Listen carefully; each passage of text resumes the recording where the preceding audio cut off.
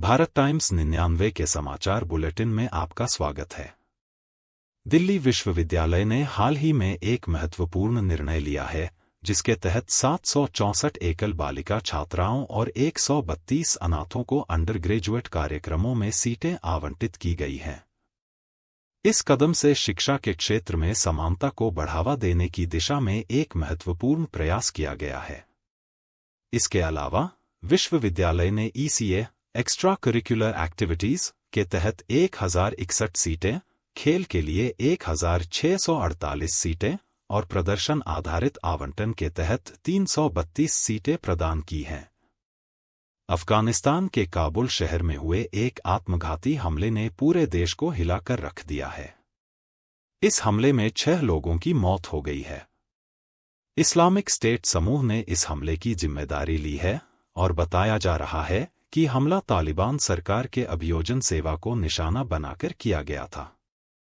इस तरह की घटनाओं से देश की सुरक्षा स्थिति और भी चिंताजनक हो जाती है और नागरिकों की सुरक्षा को लेकर गंभीर सवाल खड़े होते हैं। राष्ट्रपति ने दिल्ली के उपराज्यपाल को नए अधिकार सौंपे हैं, जो प्रशासनिक निर्णयों में एक महत्वपूर्ण बदलाव का संकेत देते हैं। अब उपराज्यपाल किसी भी प्राधिकरण, बोर्ड, आयोग या सांविधिक निकाय का गठन कर सकते हैं। यह निर्णय दिल्ली के प्रशासनिक ढांचे को और भी सुदृढ़ बनाने की दिशा में एक महत्वपूर्ण कदम है।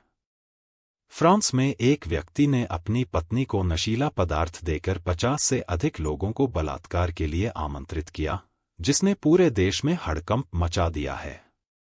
इस व्यक्ति ने अपनी बेटी की नग्न तस्वीरें भी खींची थीं, जिससे समाज में गहरा आक्रोश और चिंता फैल गई है। यह घटना महिलाओं और बच्चों की सुरक्षा के प्रति समाज की संवेदनशीलता की ओर एक गंभीर संकेत है। उत्तर प्रदेश की निवासी शाहजादी को अबू धाबी जेल में रखा गया है, जहां उन्हें 4 महीने के बच्चे की हत्या के आरोप में फांसी की सजा का सामना करना पड़ सकता है। 20 सितंबर के बाद कभी भी उनकी फांसी की तारीख तय की जा सकती है। यह मामला अंतर्राष्ट्रीय कानूनी मुद्दों और मानवाधिकारों पर एक गंभीर सवाल खड़ा करता है। आंध्र प्रदेश और तेलंगाना में हाल ही में आई बाढ़ ने कई लोगों की जिंदगी को खतरे में डाल दिया है। बाढ़ के दौरान 2 पुरुषों ने प्लास्टिक की पेटी में एक बच्चे को सुरक्षित बचाने का प्रयास किया, जो कि एक प्रेरणादायक मानवता की मिसाल है। इस तरह के साहसी प्रयास बाढ़ जैसे प्राकृतिक आपदाओं के समय में उम्मीद की किरण बनकर उभरते हैं। कनाडा ने वीजा अनुमोदन में कटौती की है, जिसके चलते आगंतुकों और अस्थायी निवासियों को वीजा देने की प्रक्रिया में कमी की गई है। अब अधिक लोगों को सीमा पर वापस भेजा जा रहा है। यह कदम कनाडा की वीजा नीति में महत्वपूर्ण बदलाव का संकेत है और इसके प्रभावों को ध्यान में रखते हुए अन्य देशों की भी प्रतिक्रिया देखी जाएगी। कैथे पैसिफिक की 350 उड़ान में हाल ही में इंजन की विफलता ने एयरलाइन उद्योग में हलचल मचा दी है। इस घटना ने रोल्स रॉयस के इंजन निर्माण की गुणवत्ता पर सवाल उठाया है और इसके बाद एयरलाइन सुरक्षा मानकों पर चर्चा तेज हो गई है।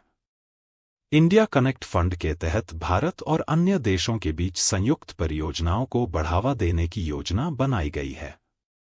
इस फंड का उद्देश्य AI, क्वांटम कंप्यूटिंग, सेमीकंडक्टर्स और स्वच्छ ऊर्जा जैसे क्षेत्रों में सहयोग को बढ़ावा देना है। यह कदम भारत की तकनीकी और वैज्ञानिक उन्नति की दिशा में एक महत्वपूर्ण प्रयास है। केंद्रीय मंत्री शोभा करंदलाजे ने बेंगलुरु में हुए रामेश्वरम कैफे विस्फोट पर अपने बयान के लिए तमिलनाडु के लोगों से माफी मांगी है। यह माफी उनके बयान के बाद हुए विवाद और असंतोष की पृष्ठभूमि में दी गई है। पुणे में एक व्यक्ति की सड़क पर चाकू से हत्या कर दी गई क्योंकि उसने मोबाइल हॉटस्पॉट साझा करने से इनकार कर दिया था।